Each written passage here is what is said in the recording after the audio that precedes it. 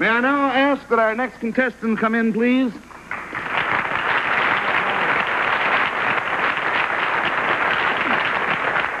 This is the kind of spot I love because it just fascinates me. And Henry and Bill, I know that, well, one ramification of it anyhow. Will you tell us what your name is, sir, please? Bernard George.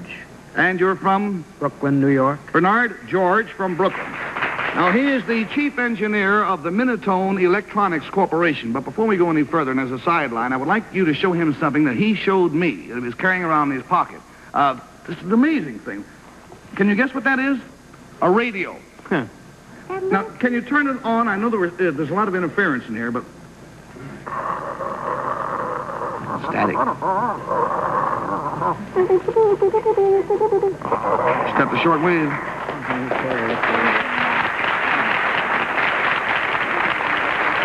There was a certain amount of static because of all of the electronic, as you fellows know, with all the cameras and everything around, makes for interference. However, forget that. Let's get down to business. Sir, if you'll whisper your secret to me, we'll show it to our audience at the same time.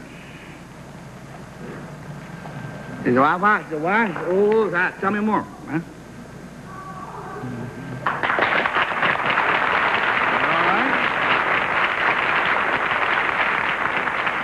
Well, the clue to Mr. George's secret concerns something about his work, and Bess Meyerson will start with you, please. Something about your work, sir. Does that mean something about your business, then? Yes. This electronic company. Does it perhaps have to do with your involvement with the government's rocket and missile program? No. No. Are you involved with the government in production at all? No. No. Should we be concerned with the product that you manufacture?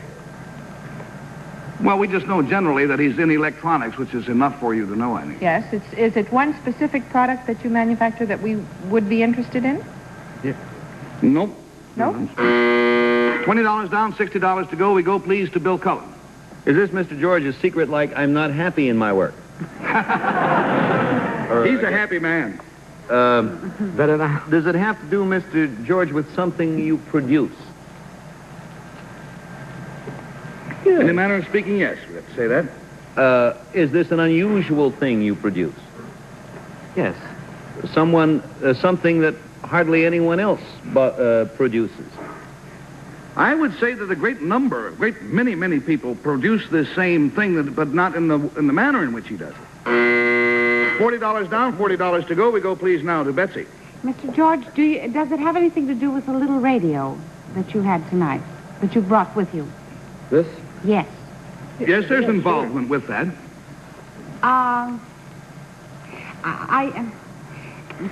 Is it something to do with electronics and that little radio? I mean, it's going to happen here on stage tonight?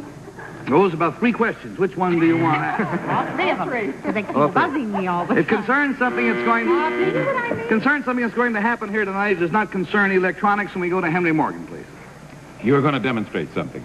That's right. Yes. And it has to do with some miniature electronic device. No, not really. No. Well, it's an electronic device. You know what? They borrowed my watch. I don't think they're speaking to each other. No, I have never claimed it was an electronic device. Now, before I tell you Mr. George's secret, there is something I would like to show you. Betsy, you remember before the show tonight, someone came in and we asked you to loan us your wristwatch? Yes. All right, if you'll join us center stage, I'd like you to take a look at your watch. Be careful. It's in Mr. George's pocket. I would like you to identify and... Mine. Well, I got news for you. The works have been taken out of it. Oh, that's the only one I got. Well, don't worry, because Mr. George put in there a radio even smaller than the one he had there. Now, can we bring the mic in real close? Because naturally it's not going to be terribly loud. Does it have something to do with a miniature electronic device? No. Stick with us. How do you do?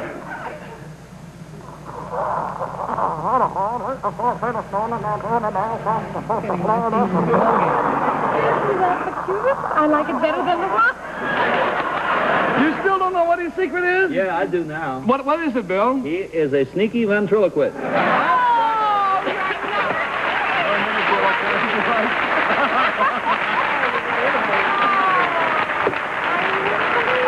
Here's your watch with the works back. And Henry, his secret was that he was a We ventriloquist. changed the voting. We're both stupid. And, of course, also the company of which we announced him as being the head is non-existent. But isn't it a marvelous gimmick? You know what he does? He sits on the subway with this little thing and makes noises like you do during the World Series.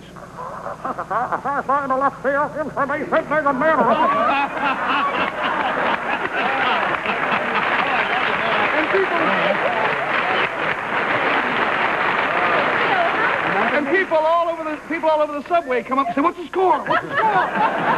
Thanks an awful lot. You're a very talented young man.